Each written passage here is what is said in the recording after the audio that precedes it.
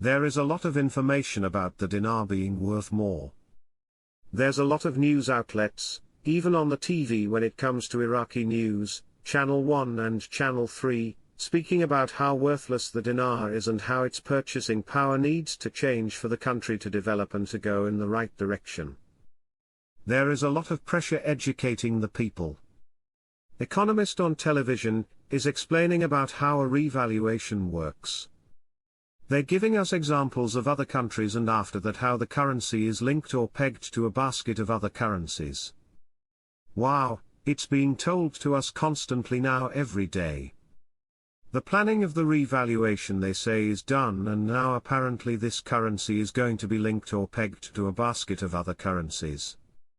Frank, if they tell you it's going to be pegged to a basket of other currencies, it means we have a new exchange rate because that's the only reason the other currencies in the basket will play along with it. They also want to fluctuate, bounce up and down, with the value of your currency that is about to go insane.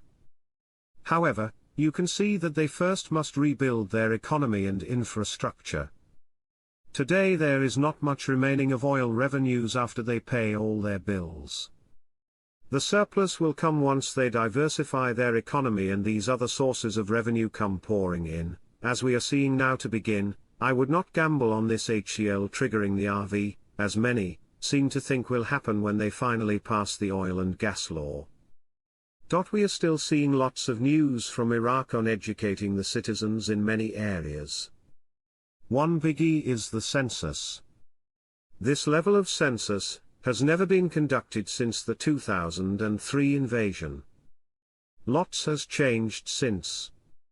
This census is also part of the Article 140 and the process of determining the shares of the excess oil revenue streams to be divided up to the citizens as part of the Hydrogen Carbon Law, HCL. This is also better known as the Oil and Gas Law.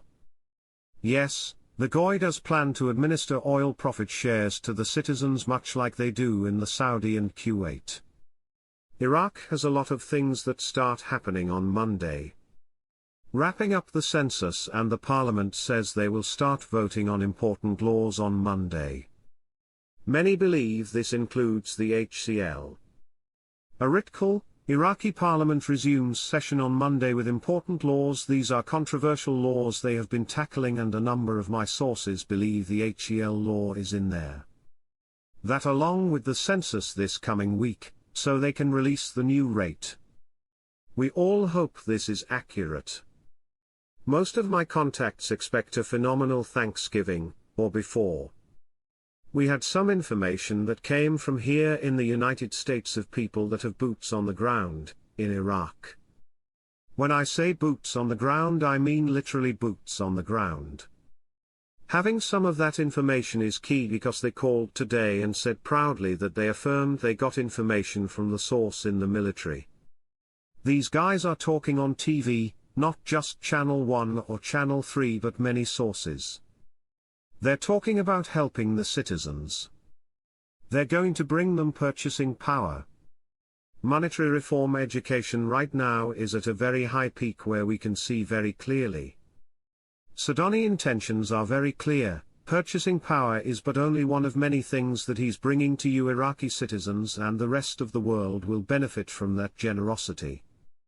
Al-Hindawi, the preliminary results of the population census will appear next week, and Iraq is preparing for a comprehensive database. The Central Bank of Iraq sells more than $894 million in 3 days. This is where they sell US dollars and take Iraqi dinar off the streets.